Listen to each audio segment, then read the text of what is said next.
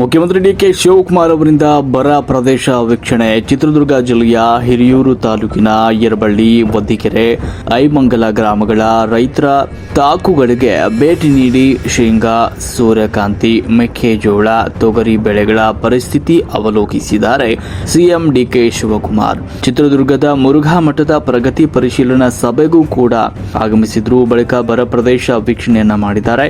DK Shivakumar ಅವರಿಗೆ ಉಪಮುಖ್ಯಮಂತ್ರಿ doctor G Parameshwar, ಶಾಸಕ ಈಶ್ವರ ಖಂಡ್ರೆ, ಶಾಸಕ ಟಿ ರಘುಮೂರ್ತಿ, ಜಿಲ್ಲಾಧಿಕಾರಿ ಟಿ ವೆಂಕಟೇಶ್ ಸಾಥ್ ನೀಡಿದ್ರು. ಸ್ಥಳದಲ್ಲಿ ರೈತರ ಜೊತೆ ಮಾಹಿತಿ ಪಡೆದ ಸಿಎಂ ಡಿಕೆ ಶಿವಕುಮಾರ್ ಅವರು ಬರ ಪ್ರದೇಶ ವೀಕ್ಷಣೆ ಬಳಿಕ ಮುರುಘಾ ಮಠದ ಅನುಭವ ಮಂಟಪಕ್ಕೆ ತೆರಳಿದ್ರು. ಬೆಂಗಳೂರು ವಿಭಾಗ ಮಟ್ಟದ ಪ್ರಗತಿ ಪರಿಶೀಲನಾ ಸಭೆಯಲ್ಲಿ ಕೂಡ ಸಿಎಂ ಡಿಕೆಶಿ ಅವರು ಭಾಗಿಯಾಗಿದ್ರು.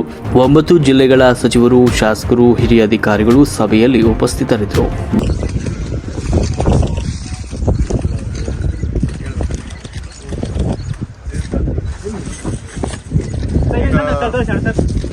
ದಿನದ್ದು ಇದು ಬೆಳೆ ಇದು ಈಗ ಹಾಕಿರೋದು ಸರ್ 45 ದಿನದ ಬೆಳೆ ಅಂದ್ರೆ ಒಂದೂವರೆ ತಿಂಗಳ. ಹೌದು ಸರ್. ಬಿಡ್ರಿ ಅವ್ರು ಹೋಗ್ಲಿ ಮಾತಾಡ್ತೀವಿ.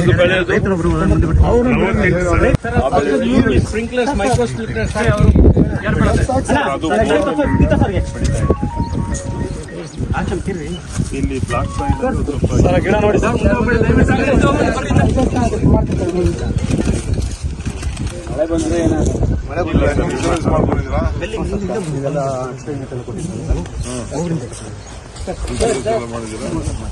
ಪ್ರಧಾನ ಮಂತ್ರಿ ಫಸಲ್ ಬಿಮಾ ಯೋಜನೆ